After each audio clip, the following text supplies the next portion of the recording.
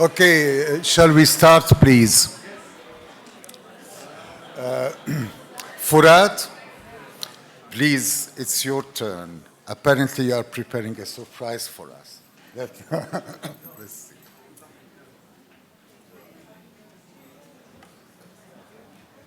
Okay. Okay, good afternoon, everybody. I'm really honored and humbled to be moderating this very interesting group. And we decided among ourselves because we have decided, we have had so many different yeah, but I was saying it in Spanish, carrera. Career choices that I think the students would be interested to understand why we made those choices, you know, and what guided us. And I think we're going to have 5 minutes each of a very personal story to tell. We're going to start with Mona Harb. Okay, we have decided also not to do a typical bio introduction. I guess everybody knows everybody, and you know, you can check the CV of everybody online. But I think we can highlight the itinerary of each one. Mona, for example, was inspiring from the beginning. To me, because I remember that one of the postgraduate courses I took with her about urban politics. So Mona was a freshly graduate, and I looked at her and it inspired me. You know, I was in deep torment because I was in architecture. I wasn't sleeping. I didn't see any end to the tunnel, and I saw Mona at the end of the tunnel, and I said, okay, there is hope, you know. And we started having those amazing discussions about French politics, urban politics, and I started living again. So I credit you, Mona, for this. And I know that you have always been militant. It started in a very academic way, in a very studious way, and then you started being more politically active. And this is another ray of hope for me. So I would love to know how you got there. Okay.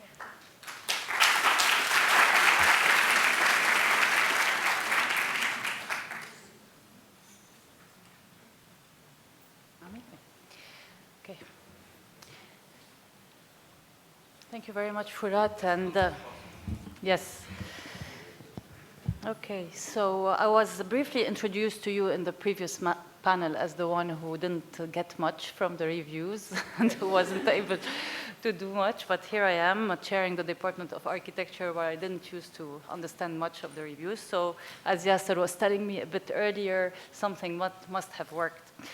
And so I'll begin with very few memories, just because I'd like to echo a little bit what was discussed in the earlier roundtable about my own memories as a class of 1993. This is, so we joined in 1988 at the very end of the Civil War, 2 very tough years. I remember them very clearly in terms of violence and insecurity and the departures of some of us from Beirut and demarcation lines we had to cross to meet other friends and family from the other side. So these were really years where we are 18, 19 years old and living this end of the war. What I remember most interestingly from these years are the relationships with each other, the school. And funnily, I remember very strongly the class of 89, I think, of Yasser Abu Nasr, Ramzi Haddad, Mona Hallak, and I think you had a delay, right, at that point. And I remember the studios that were like bedrooms. They slept in their studios. They had these cubicles. And as first years entering these studios, I used to be fascinated by how they designed their little mini bedrooms inside these studios. And they used to help us make sense of how to draw sections. I didn't understand a thing at the time. How am I supposed to draw a section? And Ramzi and Yasser and others. Where is Yasser? They used to help us a lot with that. نادر ما كان يساعدني. انت ورمزي كنتوا تساعدوني. So I remember that, and I remember that we used to ink back as a way to pay back to these guys when they had these projects. كنا نحبر لهم, and they used to call upon us when they had these final year sheets to deliver. So my memories are mostly about that, in addition to classes I took I enjoyed the most, which were history, urbanism with Robert. Where is Robert? Big influence on my interest in urban studies. Lots of classes with engineers I really disliked, I really hated. That's a very strong memory I have. And classes in upper campus, that was a lot of fun. I did a minor in philosophy that probably sparked my interest in interdisciplinarity and philosophy. That was interesting. An intersection also that I found that I never came back to, but I think it opened up my interest to reading and writing and reflecting. I think I left architecture with what I gained most is that ability to look at the built environment, buildings, people, streets, with a very acute and observing eye. You know, we look up. I think we're not like most people. We look up and we look at very tiny details. We think that other people do that too, but it turns out they don't see the same way we see.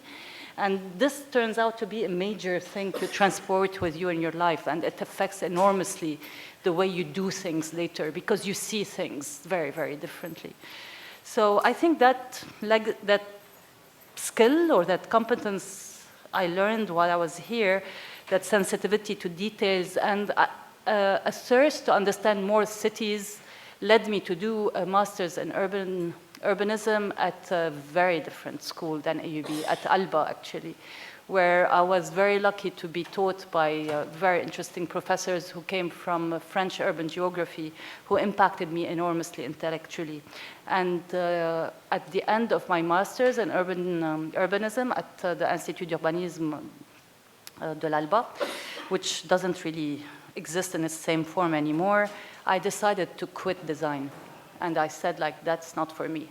My passion is research. And I learned there's a career that actually pays you to think and write, and that is being a researcher. I'm like, that's what I'm going to do. And I quit design. I stopped working in offices, and I decided to do another master's degree. I went to France. I did a master's in urban geography. And after that, I decided to embark on a PhD in political science. So my interest was really at this intersection between city and political actors. Who will build cities? Why are they built that way? Who produces space? And in the amazing country we live in, the people who build spaces are not architects and urban planners. Who make decisions about this are not. They're political players. So I was very intrigued by that. My PhD was on the interest on how Hezbollah produced the southern parts of Beirut, Dahieh. So I went to the beast itself, and I worked on how Hezbollah is also an urban planner or a producer of space. And yes, so after that trajectory where I really I don't want to use the word rejected, but I think I'll use it. I rejected architectural design. It was very interesting that I received a phone call in the beginning of my studies when I was doing my PhD from Jamal Abed, from the Department of Architecture and Design, they have the position at the time, and he said, Mona, please consider applying. And I'm like, applying to architecture and design? I'm doing a PhD in political science. Why would I want to come back to architecture and design? Have nothing to say to architecture people. And this was the beginning of the reinvigoration of the masters in urban planning and urban design. So that was the intersection, and this is what Jamal was telling me, Mbala, you have things to say, come. I wanted to go to political science, and I told the story before in this room, so maybe some of you heard it. So what I did at the time, I really had no idea how I got my guts to do it. I took an appointment from Farid El-Khazen, who was the chair of political science. And I went to him and I told him I want to teach in political science. And he's like, you're an architect, you have an urban planning degree, what do I do with you? Doesn't work, you're too hybrid for me. No, go back to engineering, you'll be happier there. And I was very disappointed. I felt rejected by the discipline. I'm doing political science, I don't want to go back to architecture and design. But I did. And I think, this is pretty much home, right? So it's really funny how life takes you around. Towards me. I would never have imagined in my life that I would be back to architecture and design doing teaching there and then being asked to lead the department. I still ask myself, like, well, how am I chairing that department and I don't work as a practitioner? But I am. so that's a very skewed trajectory. I think I'll end with, I took too much time, so I don't want to extend too much, but I think that passion for research that I had morphed into anger that led me to activism after 2006. That was a turning point, I would say, in my life, where I started feeling like I can't be just happy with that I'm doing. I became really very angry, and I felt like we need to do something. And that led us to a lot of small actions in the beginning. In the aftermath of the post-2006 war, we established the reconstruction unit at the Department of Architecture and Design with Huwaida, Muna, Rabia, Abir, a lot of architecture and urban planning and urban design alumni. We worked in Har Tahrik, in Layli, in Aita Shab, in Bint Jbeil.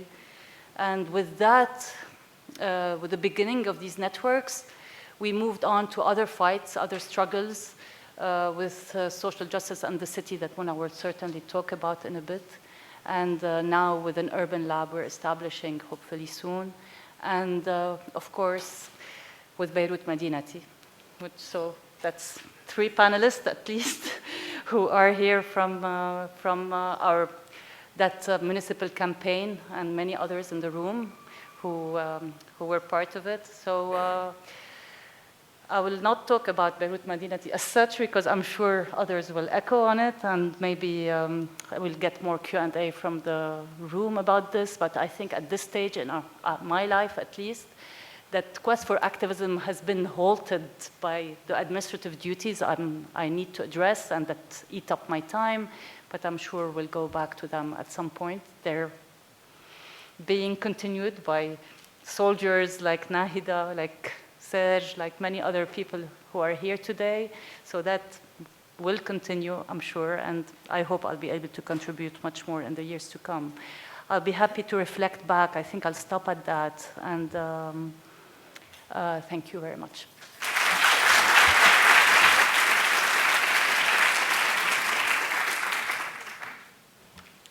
Thank you, Mona.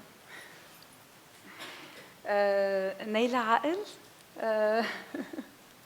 Nayla is a professor of landscape architecture at AUB, and actually she went from architecture to landscape architecture to being interested on the interaction between humans and the environment, until she reached, the concern about the socio-ecological interaction, So you went from pure architecture and you reached again the social context, and mental health, and I think it would be interesting to comment a little bit on how you got there.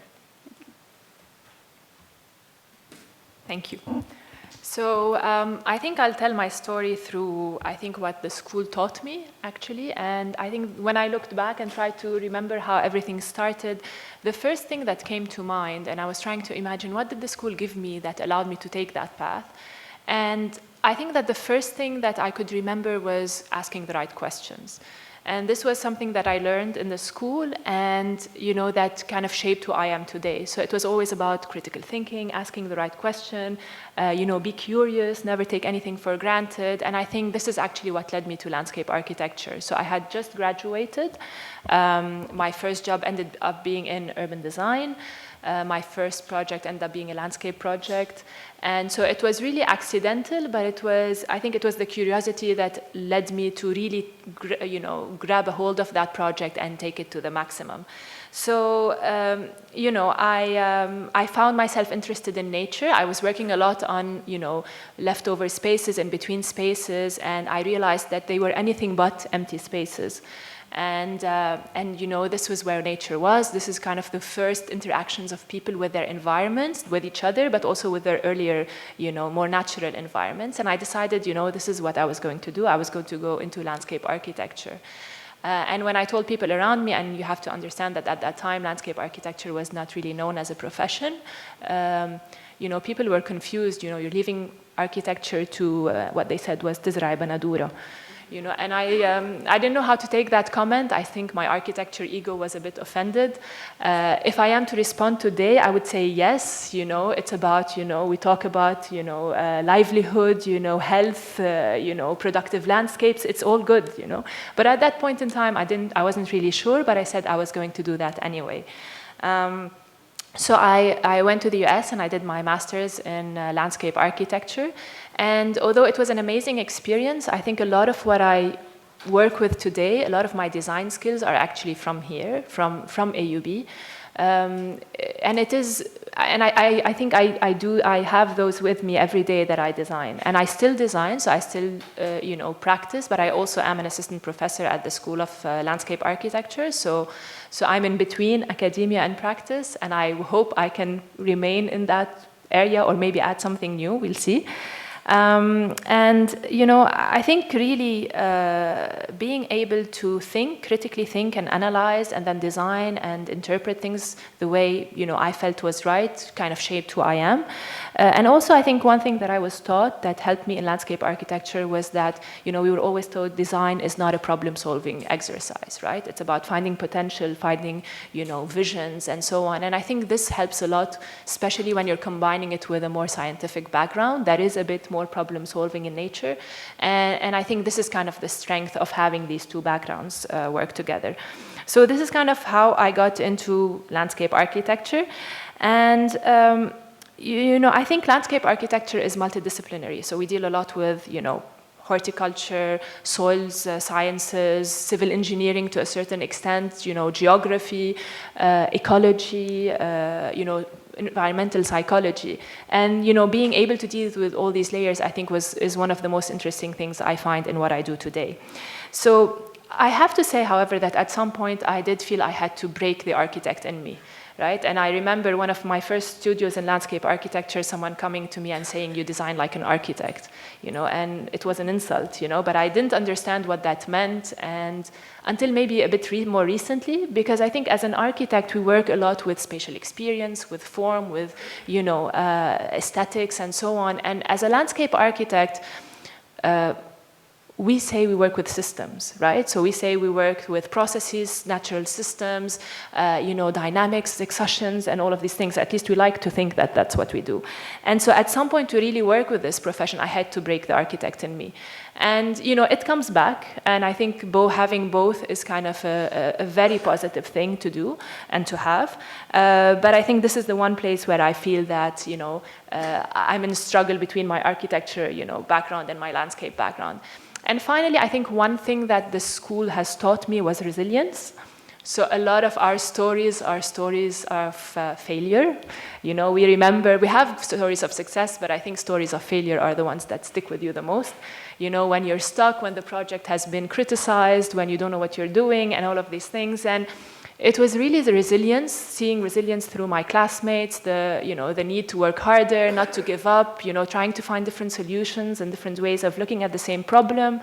I think this was kind of, one key aspect that kind of shaped the way we work, and I'm sure a lot of us here work with. And I think all of you who know nature today and know about landscape and know about the importance of resilience with all of that's changing will know that this is a mode of not just designing, but also of, I think, where the field of landscape architecture is going today. So with this, I think I will end. Thank you.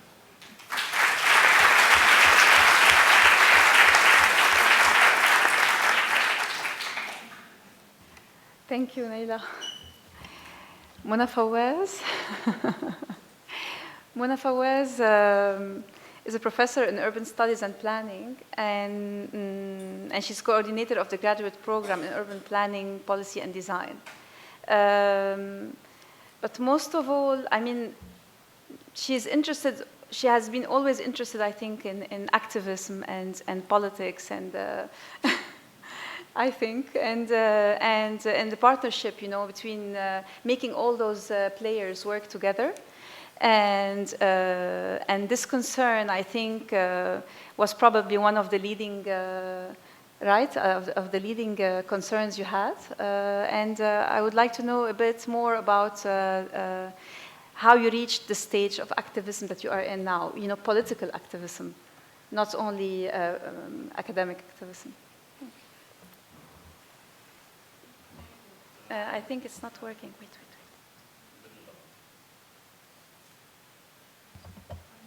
Michelle, hi. Okay. Good evening. First, I'd really like to thank everyone who's here and taking the time to recognize how amazing our school is and how divergent our experiences are. There's a lot of my students, there's many of my teachers, and I really owe both students and teachers a lot of where I am today. Sometimes it's a comment someone said, sometimes it's a question a student made in class, sometimes it's a text someone gave you to read, or just 5 minutes, as was said earlier this afternoon, 5 minutes that someone without thinking gave you. And as a teacher, I often think about that, those 5 minutes that we never have the time to give, but I try to, like, every day say, okay, I'm gonna talk to someone for 5 minutes because maybe it makes a difference.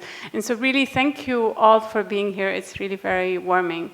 Fourat's asking me a very difficult question, like how does one reflect on being interested in politics? I want to connect that to how I came to architecture, or rather how I experienced architecture.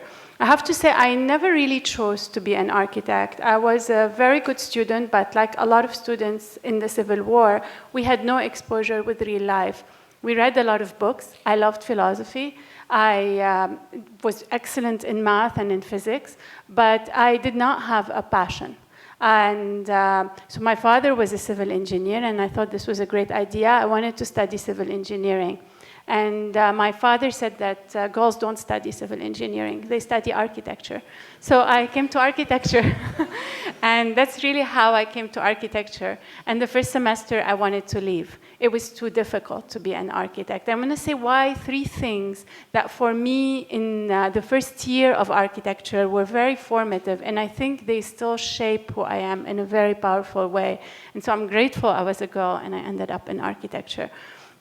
The 3 things that I had to face as someone coming out of Bac Français, and that's important, strong analytic skills, a lot of emphasis on analysis and problem solving in a rigorous and categorical matter. And you're thrown in a context in 1990, I joined the school in 1990, where everything is uncertain. The first thing is the end of the Civil War. So I joined AUB in 1990. Our class was a class that was extremely diverse, way more diverse than, sadly, my students are today. They came from all over Lebanon. It was the first generation that would join college after the end of the Civil War. There was a lot of scholarship, so we were confronted with difference across class, across religion, and across life experiences. So even if you were not sectarian, even if you had been brought in a relatively protected secular house and you weren't politicized, you were confronted to people who had radically different life experiences. Karl Sharro had never been to Beirut from Zahle when he came to AUB.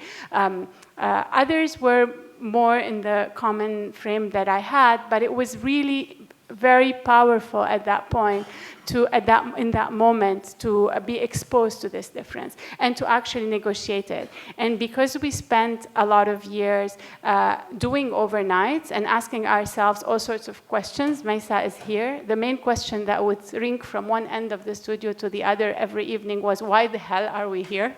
And what are we doing in a school of architecture? But a lot of other questions also came, and that allowed us to really question a lot of what we thought of very strongly, even unconsciously, and to realize that that word of difference could be bridged with interesting conversations. So a lot of the things that I thought made sense stopped making sense for a while, and that level of uncertainty, I think, was great. The second uncertainty was that the post-war reconstruction was on the table. And the post-war reconstruction was on the table before it actually got settled. In 1990, the rubble was on the street, so all the options were open. Ahmed Baidoun was writing about how it shouldn't be the way Solidaire was doing it. Jad was leading. The first protest I went to was, I didn't really know why I was going. I had classmates who were going, and they were the sixth-year students who took us. Mona was very concerned about the buildings that were going to be demolished, the Rivoli cinema.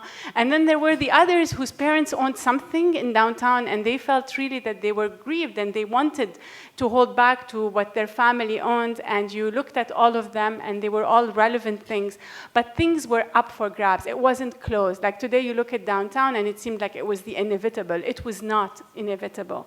And I think it was that rubble, that so many open-ended questions of how do you then carry, how do you move forward, that pushed us to really have to position ourselves on these issues. And it was that question of how do I position myself ethically as a professional?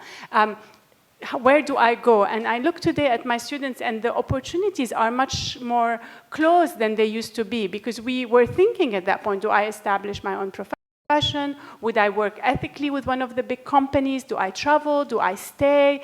And all of these questions forced us to sort of say, okay, so what do I believe in so that I actually do that? And the School of Architecture was really great in that. We had lots of classes that actually engaged us in doing this. What they failed to engage us, and I think that's important to say, is the local context enough. So we knew nothing about Lebanese architecture, really, except for the regional architecture. We would be given a design, and then we'd go to the library, look at Architecture d'aujourd'hui. And it seemed like architecture was a profession for the rich, and you design theaters and museums and high-end villas, and sometimes, if you were really lucky, I remember a subway station. So it was not Beirut. And that became something that made me begin to question, can I stay in this profession if it's not connected to where I live? And how do I live as an architect if I don't want to build high-end housing? The third open-endedness that I think was the most powerfully close to architecture is the fact that when you're trained in Bac Français, you solve problems, and you solve them really well and analytically. And then you're faced with exactly what Yasser said, ما فهمت شي. There's no right and wrong. And there was no right and wrong, and I say this to my students all the time now. Don't come back and tell me each one of the teachers tells me something. They have to each tell you something because each one has an approach. And shifting from solving problems to having an approach, to actually coming up with your own method that proposes one solution that may respond to the problem, for someone who's trained in right and wrong is extremely hard. And so this, for me, is what architecture was amazing with. And this is what I kept, conversations between teachers that by the 5th year, you begin to realize it's not that they dislike each other, it's that they visibly actually have a different way of understanding the problem. And that's why I can't answer them. And I think these three things for me were absolutely formative. And they made me really like architecture, and they made people like Maysa and I, who didn't want to be architects, cling to the program because we felt that we were learning something that was very important, but it also gave us a sense that we needed to take that knowledge elsewhere. And so interdisciplinarity, integrative thinking, they're natural extensions of actual design, and it's the design thinking that I feel I kept as an urban planner and as someone who's very interested in politics. And I'm not interested in politics because I like politics. I'm interested in politics because I want to see the projects we're talking about, the livelihoods we're imagining, actually become real. And for them to become real, I have to be in an ecosystem that makes sense, where as a university professor, I have relationships with people at the Order of Engineers, at activists who are actually willing to take the work we're doing to the street and pushing it another level, and any decision maker who's willing to actually hear us. And so I feel that it's just really an extension of what we do as architects, because we want to see at the end the building happen. And we want to see the city look like we want it to be, because we want the kinds of livelihoods that I think, Nayla, you were talking about. So I think I've exceeded my time, but again, I'm glad I was a girl, and so I had to come to architecture.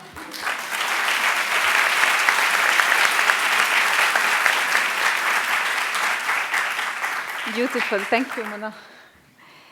Okay, Nader El-Bizri. Nader is a philosopher. He started as an architect, and now he's a philosopher. He's actually the acting dean associate dean, sorry, of arts and sciences, and he has been doing a personal journey in humanities that has taken him far away from architecture, and I think he's also considering a new shift also. I leave the floor to Nader.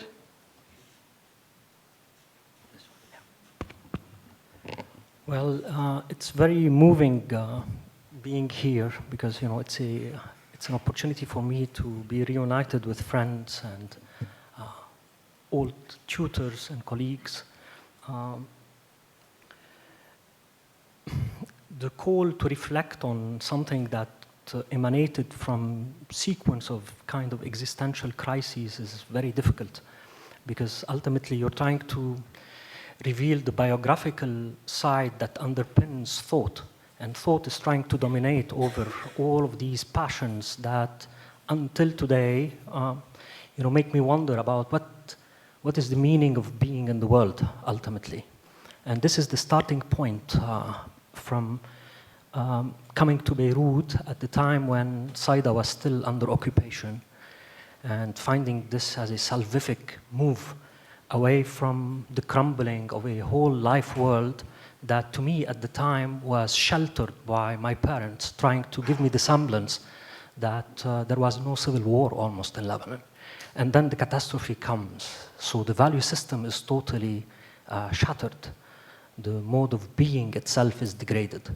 Coming to Beirut was fascinating, encountering people that are far more cosmopolitan than whatever I was seeing at the time in Saida. And seeing a very intense campus full of all sorts of ideologies, great passions of groups, organized bodies of students trying to reconstitute echoes of what was the case before the invasion of 1982. Sort of ideals that now are just mere echoes, resonating across a campus dominated more and more by paramilitaries, by militias. So in that environment, it was quite difficult to extract meaning out of all what seemed to be senseless at times in terms of everyday life, and the various challenges that come from the side of strife, polemics, trying to figure out which class you belong to, even a shift in linguistic terms. I said one of my tutors in the first semester was willing to bear with me to articulate my take on design through the medium of the French language rather than English, because I was still adjusting even at that level. So the first year was all a sort of a period where I'm trying to have some kind of a bravado to gather myself in order to face this new reality and adjust to it.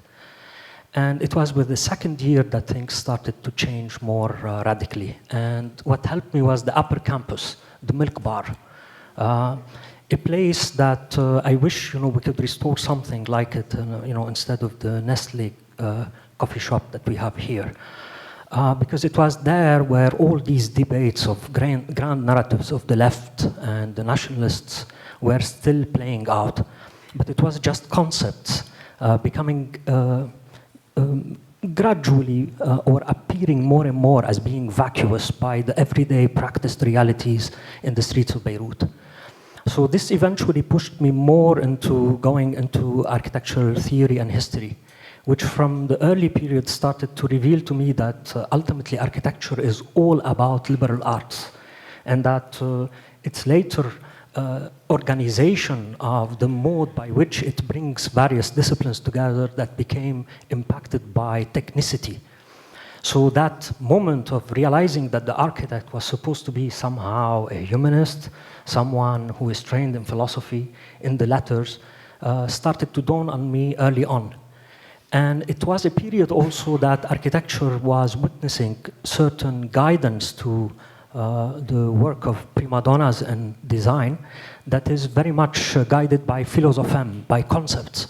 So it became, in our generation, quite common to search for a concept before you engage with the design activity. And this became the territory that also fascinated me in going deeper into it. But all in view of serving that kind of dedication and passion that I had all along for pictorial arts, for architectonics. And eventually, architectural theory and history courses were no longer sufficient. So I started auditing courses in philosophy at AUB, but it was too technical. So I went to the Lebanese University, where students were very much engaged in reading Kant or Hegel in view of finding answers to problems that they were facing in their everyday life. And that ignited in me more a philosophical penchant that started to unfurl, but with great shyness, with great mediocrity in it, because I wasn't trained properly. I was trying to figure out through sequence of reading, so I became more and more confused, facing a crisis rather than being able to emancipate out of it. And this accompanied me in the journey to going to GSD even, thinking that if I'm going to encounter the great teachers that have reared some of my tutors in history, theory, and criticism, that ultimately things will unravel a deeper understanding of the reality of these concepts that seem to be underpinning the whole practice of architecture. But it was at GSD that I realized that if I don't make the leap ultimately into really being trained systematically in philosophy, that I will never be able to figure out how to deal with these concepts. And it's at that point, after finishing from the GSD, that I decided to go into philosophy properly. And I continued practicing as an architect. Eventually, I moved from Harvard to New York because the approach to philosophy at Harvard was very much driven by a logical impetus in thinking, so it was very technical, and it didn't touch upon reflections on the human conditions, on issues of being, on the history of thought, on culture. And it was in New York that I continued practicing as an architect, not knowing whether I will eventually, even after having a PhD in philosophy, that I will find a job. And my connection with the profession was retained until I got my first appointment as a full-time lecturer at the University of Nottingham in Britain. But my engagement with philosophy has always had some architectural component to it, because I work on phenomenology of perception, on theories of optics. I'm someone who investigates the science and philosophical outlooks that underpin the Perspectiva tradition. And at the same time, I'm very much interested in exploring deeper the mathematical disciplines that informed optics and the development of the Perspectiva tradition, including how these impacted later on figures like Kant or Hegel or phenomenologists. So it's a journey that mingles the existential crisis, the way society itself shapes you as an individual, pushes you into the realm of polemos, on the polemics. You know, the strife lets you reveal the reality of what you conceal behind civilized talk. And it becomes ultimately, when you deal with philosophy, it becomes a solitary journey. Even though you aim to connect with publicness, but whenever you engage with the public domain, the logos is no longer yours as an individual. it has to be matched with an intersubjective realm. And normally, the public overwhelms the thinker, makes the thinker utter what accords with what the group is expecting as solutions. And this tension is always in the background of how thought itself unfolds. And that's the journey.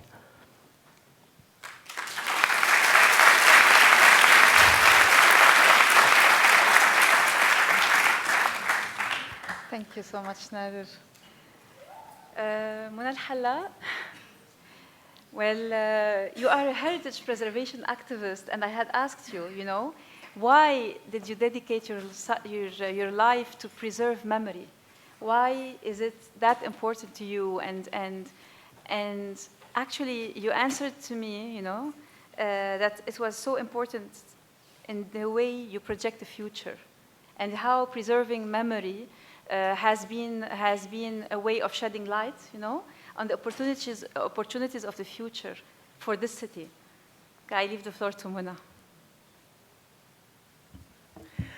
Okay, so I'd like to start with a few memories as Mona did, because I was the nerd at the school. I took 99 in the statics course with Dr. Bilal Hamad, and that was an engineering course. So everybody hated me, the engineers equally. I'm like a girl and an architect, and he stood up he made everybody stand up in the class, Dr. Bilal Hamad, and he said, I will not tell you who took 99 on this course. It's not only an architect, but a girl. And that was, for me, one of the horrible things that I've heard, but it was also, to be proud of. So I did get that on my transcript. So from that day, which was like the second year, we used the architecture lecture hall at the end of the night, like at 4 o'clock in the morning. Whenever we had a quiz the second day that is not architectural, we are working on our architectural design. And then, Mona, it's time, just give us anything that we'll remember during the course, during the exam. So I go to the architecture lecture hall and I start drawing to them the most important things that will make them pass the test. So I became, that's the only way they would like me. So from that on, of course, Malik, I don't know if you remember, I don't know if you know Malik. Malik, when we entered university, was that boy in West Hall who had then one of those plastic pens they put around their necks, and you plug the pen into the plastic thing, because he needed to take notes at any point of someone who needs to photocopy something. So I admire Malik because he made an empire out of that pen. And my notes... My notes were one of Malik's favorite, because of course I'm a very important. I didn't take money at that time; it was a mistake. To come back to architecture, we are the war. I entered 1985, graduated 1990, so it was the heavy part of the end of the war. And the most famous line for those who were with me in class was 5 دقايق على البنش. إنه بدنا ناخد 5 دقايق على البنش لأنه فينا هلا نظهر لأنه ما في ضرب. So كنا نظهر كان في bench. We used to go out. There was a green bench rather than the blue couch of Anastasia that everybody in my class remembers the 5 minutes on the bench. But to reflect on what Simone was saying, we are the inking people. So we had always a piece of Kleenex around our finger. We lived with a piece of Kleenex around our finger to get the ink out of the rotring. And we used to sleep so deeply because of the overnights. I remember I slept once on the table with Ramzi Haddad, I don't know if he's here, on 2 tables because we had no place else to sleep for just half an hour before the morning. And we woke up, somebody had actually taped us with masking tape on the chair, on the table. So we have it's hilarious what type of days we lived at that time. And what I clearly remember is الأفران الوطنية, unfortunately they closed. We used to have our منقوشة at 4 o'clock in the morning, but they had, during the war, they closed all gates till the morning. Nobody could exit or enter the university after 12 o'clock. So at 4 o'clock, we're starving. So what do? We go up to the gate near the assembly hall, we climb the wall, and we have stones with us, and we throw, and the guy knows when he hears this throw that في 20 منقوشة, 20 مناقيش بزعتر للarchitecture students. Karim Jaha, I wish he were here. He was one of our friends. Just to feel the studio, he was infatuated with airplanes. So he had a radar that whenever an airplane comes, في شيء بيعمل zzz. So all the class would be, okay, and Karim would like, just say, this is Boeing 747 flowing. I'm like, Karim. So all these, when there was Matar. And then there's Madfa Abu Abdo, who talked about the war. We were the 1989 class who loved the war because it meant we could have skipped our final project. Suddenly, we have a final project, but the war broke out, and we do not have to actually work. What happened is, because we have a final project and nobody can go commute to his house, we moved into the school totally. We stayed there for 3 months. We didn't go home because we couldn't go home. And what somebody explained as our little houses, we had sab, we had, at that time it wasn't, we had saumon fumé, meals at the night, and I will never forget Muhammad Adra's bronzage on the terrace. Because we were so bored that they actually, Muhammad Adra and Nabil Sa'su and Lama Baidas had their bathing suits on the terrace of the Bechtel building. Madfa Abu Abdul Rajme, we remember that we used, there were the frightening times also, because Madfa Abu Abdu was ala Mal'ab al-Nahda, and there was a Rajme, and when they send out that bomb, it really is terrifying, and we used to know, because there are little black hats that enter to the silhouette, and then we know it's coming, so we go down to the ground floor.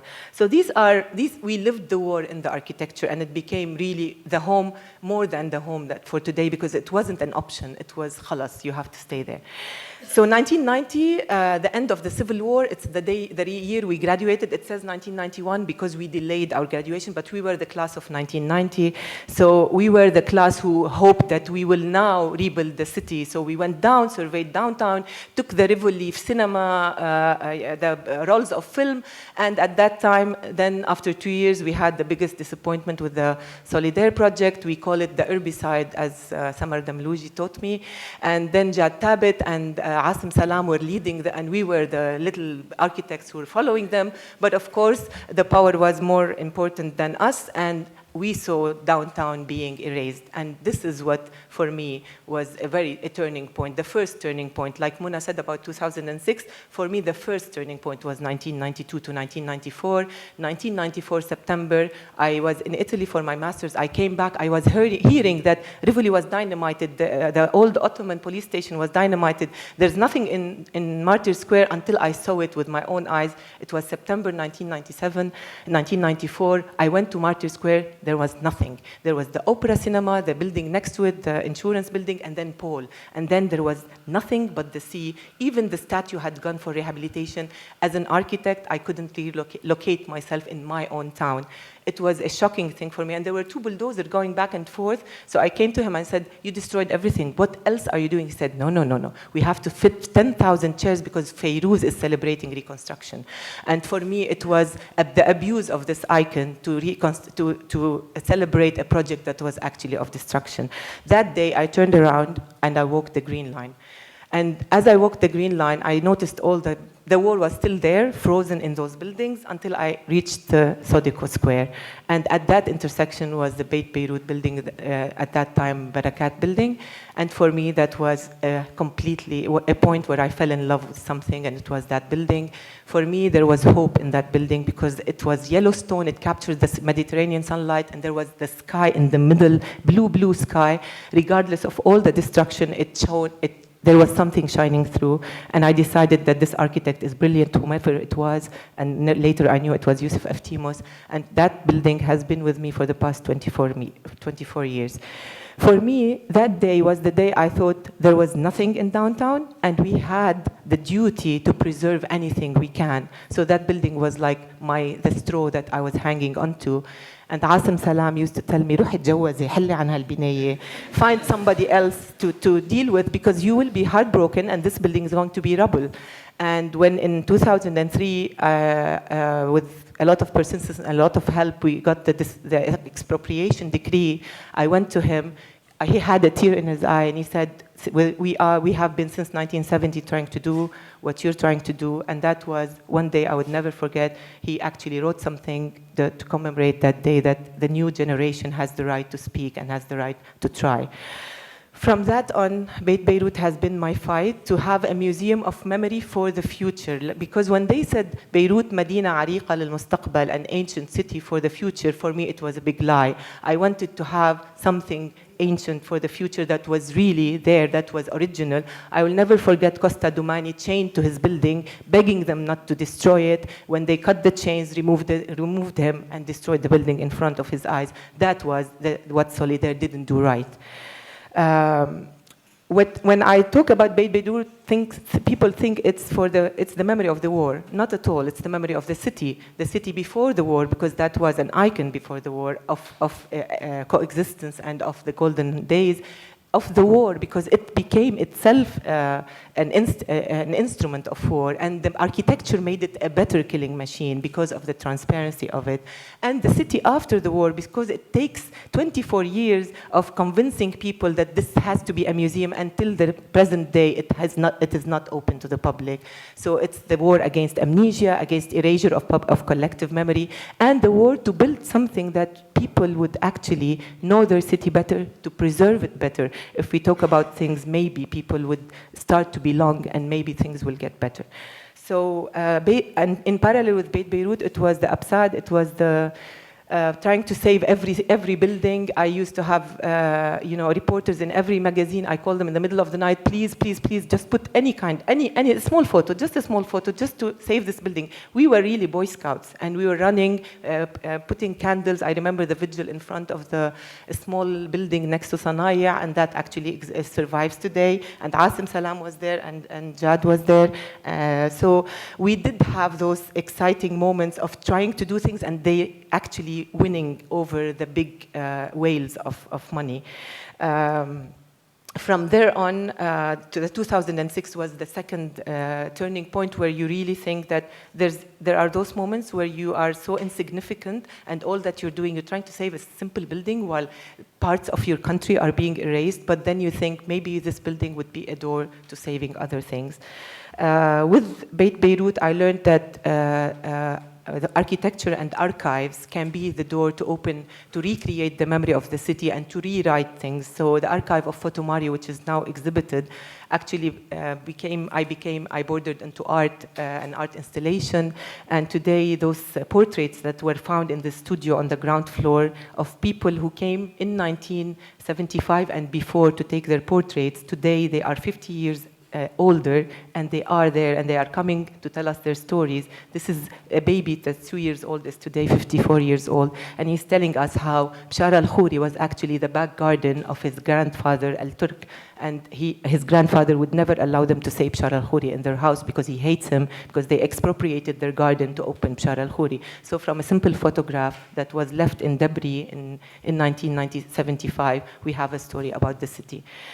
Then comes Beirut Madinati, of course, Dalia campaign and Movenpick and all those things. And then comes Beirut Madinati, the first spark of hope for us who were never politically involved in the sense of real politics. I mean, on the ground, in the lists, in the electoral lists, and we come together and we give this really impressive movement that people believed in, and that we still hope that people will continue believing in, because we have to continue. And as an architect, I had decided that everything I do in parallel maybe should take over my life, because I do everything after my office hours or after my building hours. And then the neighborhood initiative comes along, and I have this opportunity to apply for a director of the neighborhood initiative. And I come, and Dr. Fadl Khouri tells me, but you know, you are on Beirut Madinati list, you are a candidate, so don't think that it is a place where you can have a political platform for Beirut Madinati. I told him literally, if you are not Beirut Madinati, then do not employ me, because Beirut Madinati is every person who cares about Beirut to be a livable city. And I didn't think I will get the job, but today I am the director of the neighborhood initiative. And based on that,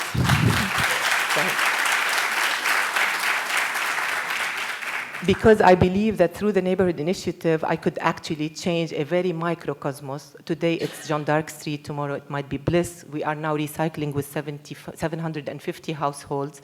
I think that it's a shame that AUB has its name on plastic bottles, and I require that in the next, now we are tobacco free, I ask the president that would be plastic free in the coming 5 years. And the last thing is, my husband is half Danish. My son is Danish because he cannot get the Lebanese nationality. And the Danish people are the happiest people on earth. So every day when I come from Beit Beirut and I know that the municipal guard is parking his motorcycle inside and it's dripping oil on the floor of the museum because there is no director and no governance, I ask myself, why am I doing this again? Why am I not in Denmark happy like the rest of the Danish people? And I think that Anas is here, my husband, and he knows that they might be happy, but I would never be happy there. So he has to bear with me, and I think he knows and he's supportive. So thank you.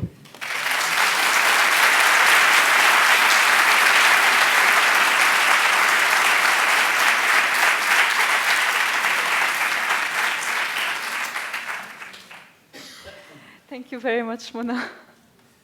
Okay, I wanted to talk 5 minutes. We don't have a lot of time. Just a bit about my own experience and why I came here, actually, to participate, all from Spain. And actually, my whole parcours has been influenced by the war and how I lived the war and how we graduated from school with so much scarring and so much insecurity and so much frustration for not being able to do anything. So when I entered university, actually AUB, I entered sociology, and I wanted to understand, why the civil war, why people become intolerant, why people see others as different and automatically become aggressive towards them and reject them. So when I entered sociology, I discovered that, especially at the beginning, okay, I got some answers, okay, but I couldn't do anything. I felt hopeless and helpless.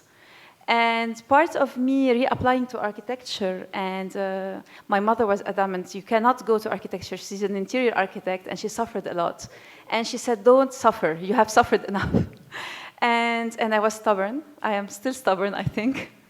And I entered architecture because actually I believed that architecture, in being able to build, there is a certain certainty, a certain reassurance that, you reach, the process reaches a final solution, and I believed initially that architecture could be an agent of social change.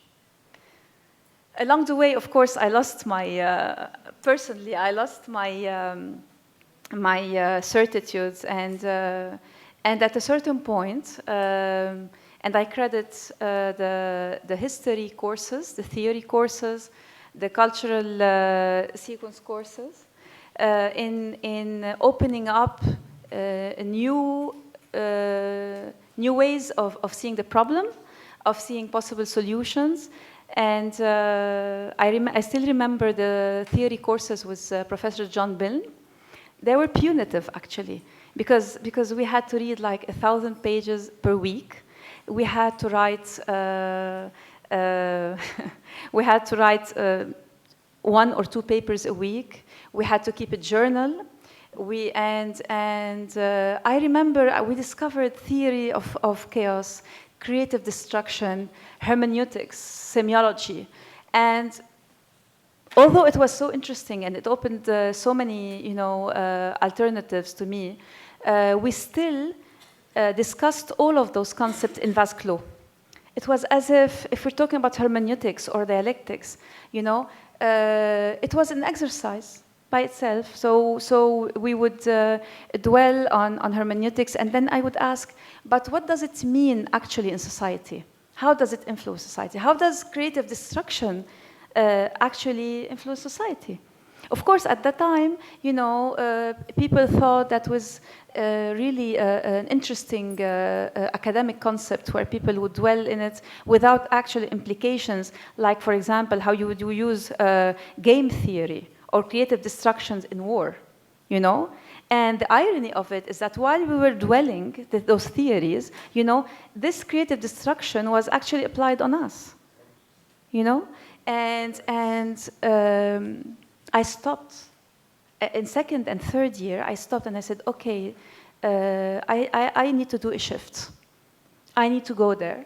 I need to be critical. And I need to say, you know, when you're talking about economics or creative destruction or chaos theory, you know, it has to have implications, social implications. It was taboo to speak about social or political implications because we were at the age of ideology is dead, okay, and postmodernism, and we couldn't, we were taught to challenge everything but ideology. I mean, ideology was dead, so we couldn't challenge the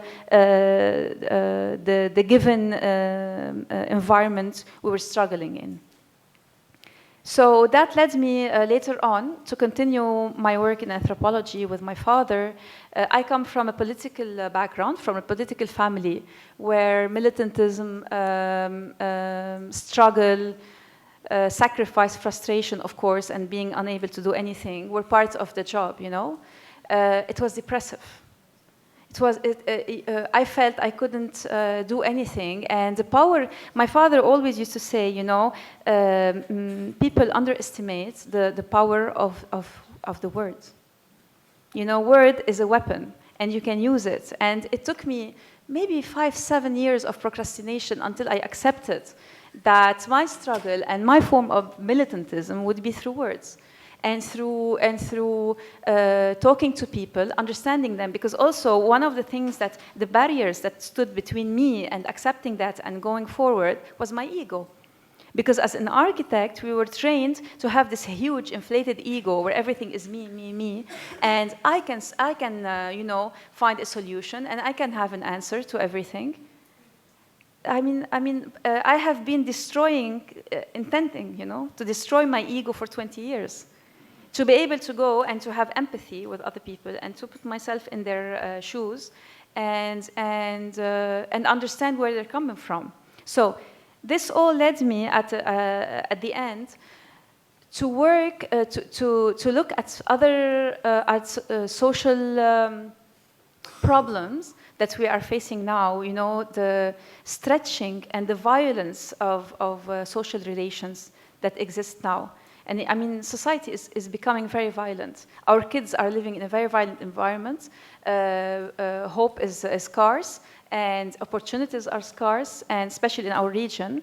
And my kids that live in Spain, but that consider themselves Lebanese, okay, always ask me if they can come back and live here. And I don't know what to answer them, because if I have to answer them maybe in 2-3 days of discussions and explanation on how there's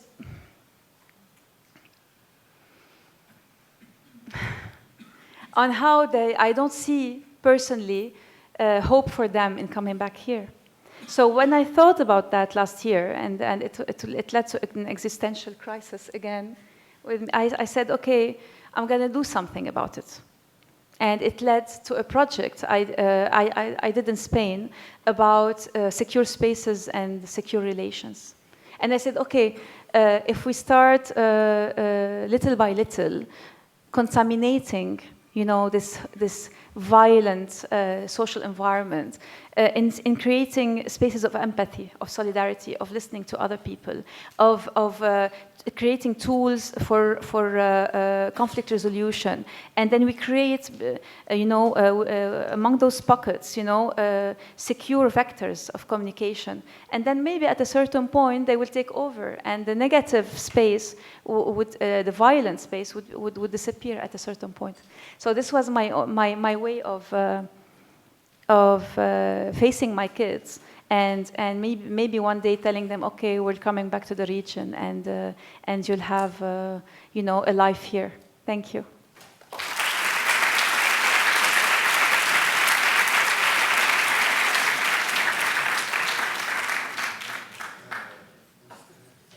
I would like, before finishing, I would like to give a final word to Mona.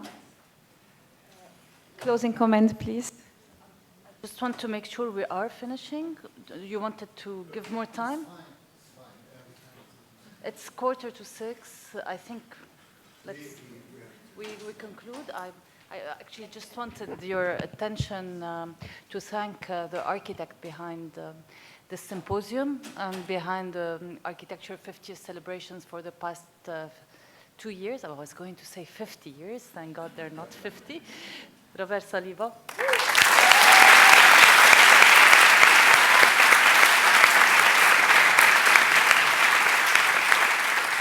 So this is on behalf of all the department and everyone here, I'm sure, and I'll give you the final words. The final word is thank you for this, you know, for this roundtable. Okay, it's you know, thank you for talking from the heart and from sharing your own personal experience. And I think that, you know, just I would like to say that expanding your scope beyond architecture breaks new grounds, and all your experiences are a proof of that. So many thanks again for this very, very enriching, again, roundtable. It went beyond when I thought about parallel itineraries. I was not expecting to have such a personal input in you know, under this this topic. So I would like now to invite you all to the exhibition, okay, on the in the Bechtel, on the Bechtel terrace. And I would like to add that we have 2 books, okay, that were printed for the occasion. The first one is a yearbook edited by Abir Tayyib and Aram Yeredzian, and also an exhibition catalog edited again by Abir Tayyib and Mustafa Jundi. So please, you are all invited at 6 o'clock for the opening of the exhibition in engineering. Okay, and thank you.